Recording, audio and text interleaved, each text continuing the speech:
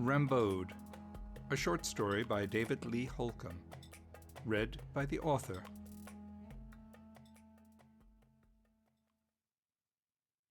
During the years I've lived in this city, the hotel at the corner of Centennial and 11th Avenue has been a Hyatt, a Marriott, and before both of these, something called the University Suites. Tonight it is a Hilton. By Christmas it will be a Best Western. Someday they'll throw in the towel and tear the place down, but not until long after I've moved on. The old girl still has a couple of dances left in her. La Quinta and Holiday Inn have yet to take her out onto the floor. It's not a bad hotel, and its location is supremely visible, on one of the busiest intersections at that end of town, within walking distance of 2 hospitals. That said, it's noisy, and the parking deck is impossible to get in and out of during rush hour. The hotel has no restaurant, but there is a bar, a tiny place presided over on the weekends by a 60-ish woman with stiff blonde hair and an assortment of Kiana gowns in turquoise, spring green, pale apricot, and mauve. She calls herself Lady Tamara, and she plays the piano for 2 hours on Friday and Saturday, and an hour on Sunday. Show tunes, pop songs arranged for Baby Grand, the occasional jazz standard. Guests sometimes get up and sing, lonely businessmen from Memphis or Detroit, or doctors traveling with their wives, convinced by a second-place trophy in the talent contest in high school that this is a good idea. Men get up to sing much more often than women. It's around 9 o'clock, dark at this time of year, and I'm walking on the other side of the street, past a diner, a lawyer's office, and a social services agency. A movement in a window on the 7th floor of the hotel catches my eye. Someone has knocked over a lamp, or they've taken the shade off. The bare bulb seems unnaturally bright even at this distance. A silhouette heaves against the harsh light.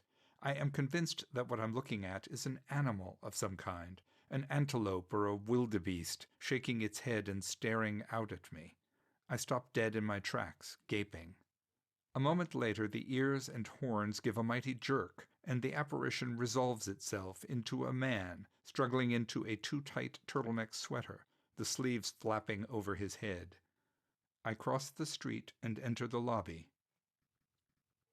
I'm supposed to meet my friend Meg for a quiet drink, but when I walk into the bar I find that half the people in the place are, to varying degrees, friends of mine. Meg shrugs helplessly and pats the empty chair to her left. "Sorry about all this," she says as I slip into my seat. The server, a young woman so unfailingly pleasant that she is almost certainly a serial killer in training, catches my eye, and I nod. The bartender puts a mug under the tap. They know me here. "Quite the turnout. Somebody's birthday?" "Rehearsals," a willowy redhead in black tells me. "We're doing King Lear." She grins. "I'm one of the bitch sisters." "You'll be a natural," I tell her.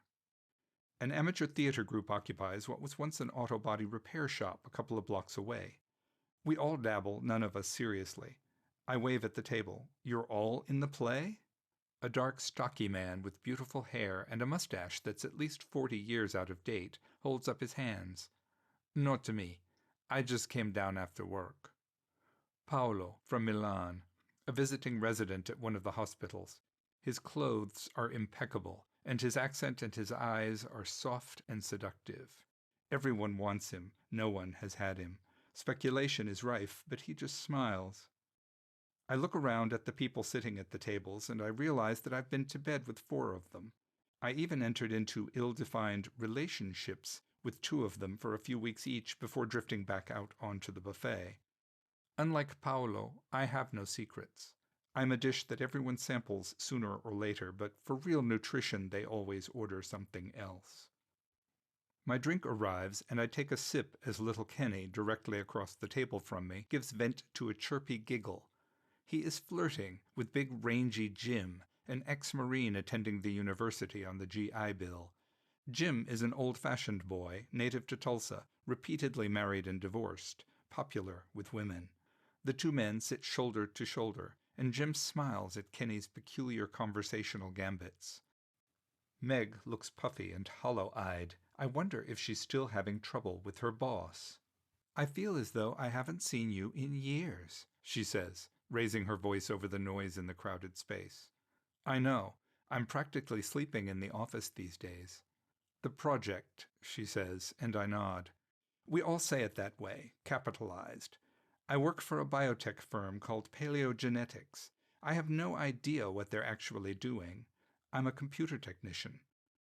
From where I'm sitting between Meg and Kendall Handsome Phillip, who owns a boutique kitchenware shop just south of the flyover, I can look out the plate glass window and see the Paleogenetics sign on the roof of the building, all the way up at the top of the hill, mercury argon tubing, vivid and dark, the blue of deep water in hot places. The office itself is very pleasant, with a few computers and a couple of impressive potted fig trees, but the real work goes on in a loft 7 blocks south of here. That's where I've been spending all my time, crawling around under desks and behind server racks. How's life among the ambulance chasers? Meg grimaces. Same old, I guess. The client list is shrinking. The extravagant expense account lunches are growing. Your clients are taking their business elsewhere? Dropping dead, actually. Looper inherited a lot of high-dollar clients from his dad, but they were old even then. We spent more time at funerals than in courtrooms. Not much of a business model.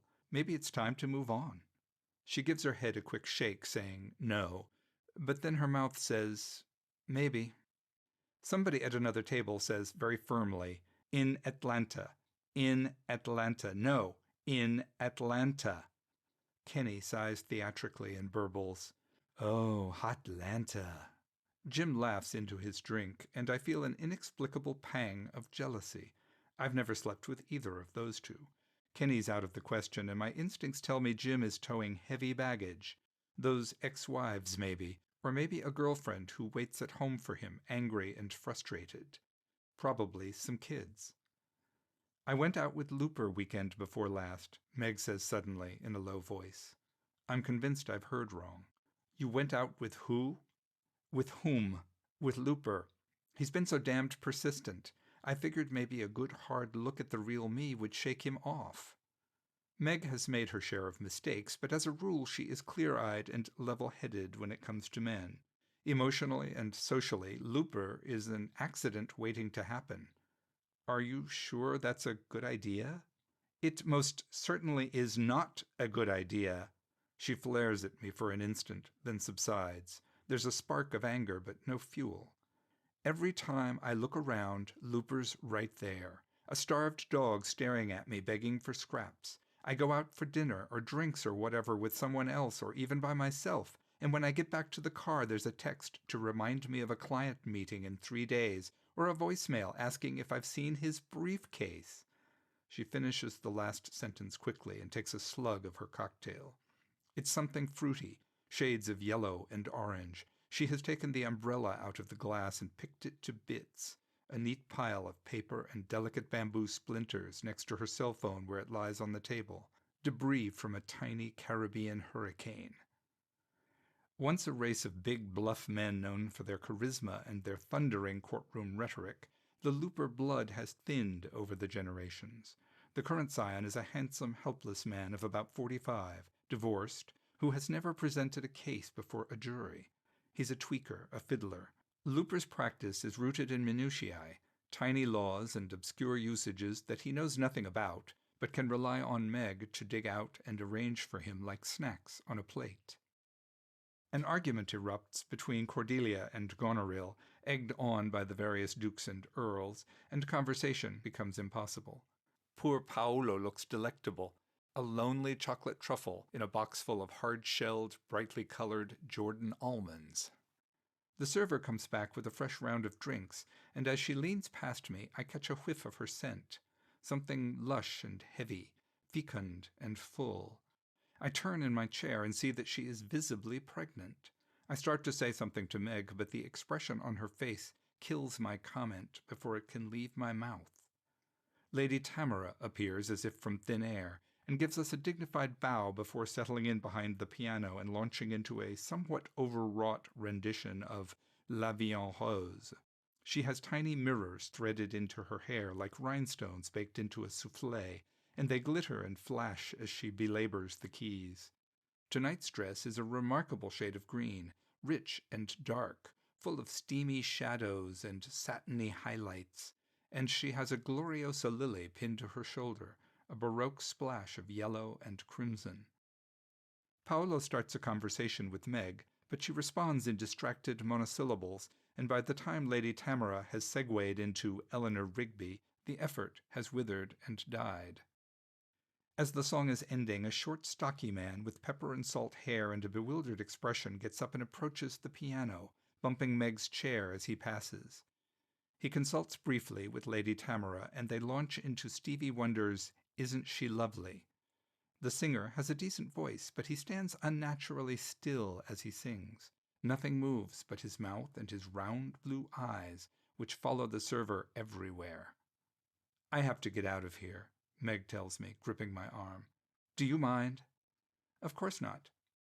We climb to our feet, ducking, muttering apologies, trying to be invisible as we sidle between the tables. Outside, Meg stands on the sidewalk absorbing the humid warmth of the fading Indian summer, her posture tense. "Sorry," she tells me. 90% of her song list makes my ears bleed. We start walking up the hill toward the roundabout, and only after a couple of blocks does she suggest a destination. "I missed lunch today," she says. "Do you mind if we go to Coyote and get some rice or something?" "Good idea. I'm hungry too." There's a short line at Coyote, but after 15 minutes or so we establish ourselves out on the steps of the architectural firm across the alley, styrofoam trays of fried rice and chicken satay in our laps. The name of the takeout restaurant is not Coyote, but that's as close as any of us can get to the actual name, a Vietnamese word for some sort of parasitic plant with showy flowers. "I wish I could just give it all up," Meg says after a time. "Give what up?" She gestures. "Everything. All of this. Run away to some godforsaken place in Africa or South America or the Dutch East Indies, wherever that is. Stop bathing, drink too much, become a gun runner or a pirate, or the mistress of a warlord in a hellhole where the fighting never stops." She chews, swallows, then continues. "I could run a bar, sleeping with the hired help, pretty brown boys whose language I don't understand. Or I could start a religion, invent guidelines and timetables for the end of the world and preach them to my flock, a new apocalypse every week." I have no idea what to say to any of this. I try to make a joke. "Looper would starve to death without you to run his life for him." Meg turns to stare at me for a moment, a look of such bleak distaste that I feel as though she has struck me. I look away, poking at my rice, looking for fragments of meat, looking for nuggets of egg, looking for a place to hide. "Looper," she says finally, and then, "Looper." She had spoken as though the most recent incident was a one-off event, but she has gone out with Looper before, to a dinner with clients on one occasion and to a Chamber of Commerce event on another.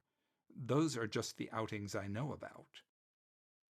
The old man, who lives halfway up the next street, comes down to the roundabout leading his ugly little dog. They appear suddenly from behind the ligustrum hedge that runs along that side of the steps. The man comes from Guatemala or El Salvador or someplace like that. Rumor has it that he's a retired dictator or the disgraced leader of a religious cult. He scowls at us while his dog takes a shit in the middle of the sidewalk, and then they turn to totter back the way they came. I glance over at Meg, and she is staring into space, oblivious. The unseasonable warmth has triggered an anomalous blooming among the ligustrum. The conical clusters of tiny white flowers glimmer in the dim light, and the scent hangs in the air, heavy and tropical, sweet and corrupt, like gardenias in a whorehouse. Meg has finished her rice and chicken, leaving parallel grooves in the styrofoam where she has scraped up the last bits of rice with her plastic fork. I take the container out of her hands, startling her, and stuff all our litter into the little bin next to the door of the restaurant, passing from the smell of ligustrum and dog shit to the smell of garlic and fryer oil, then back again. "Are you almost done with the project?" Meg asks when I return to my seat on the step next to her. "Not quite," I reply. "Another month or two, maybe. Whatever it is they're doing, it evolves as we go along, so I keep having to adapt to the changes. Maybe it'll never be finished. I don't know. Job security. There is that. Maybe I should throw it over and come with you to help you set up your outpost in the jungle. Not much call for IT people in the wilds of Borneo or the Ethiopian backcountry. No, that's true. I could be your Grand Vizier deciding who gets to talk to you and who doesn't. If any loopers turn up, I can have them covered with honey and staked out on the ant mound. Meg chuckles, then sighs heavily, theatrically. Speaking of looper, I guess I should get home. I've got an early day tomorrow. Would you like a lift? No, that's okay. It's only 4 blocks, and it's a nice night. At that moment, a distant rumble of thunder rolls across the sky. Not for much longer, though. I guess the weather is going to change whether we like it or not. That's true of so many things, Meg says. She pulls me into a hug. She smells of tequila and desperation, overlaid with the hot, oversweet smell of the ligustrum. Stay in touch, she says as we separate. How will I reach you out in the jungle? Posta restante, she replies. Once a week, I'll have one of my pretty brown boys put on some pants and trot down to the village to check for mail. I'll remember not to say anything indiscreet in my letters, since they'll almost certainly open them up and try to read them. Indiscreet. We don't use that word often enough, Meg says. The walk, don't walk sign blinks green, and she gives me a quick peck on the cheek, then trots across the street and soon disappears from view. She leaves behind the scent of flowers, beautiful and dangerous, the kinds of flowers that grow amid the mossy stones of crumbling temples, that bloom as red and white as last night's virginity, in ruined cities swamped by jungles, thriving only in those places where the rules no longer apply.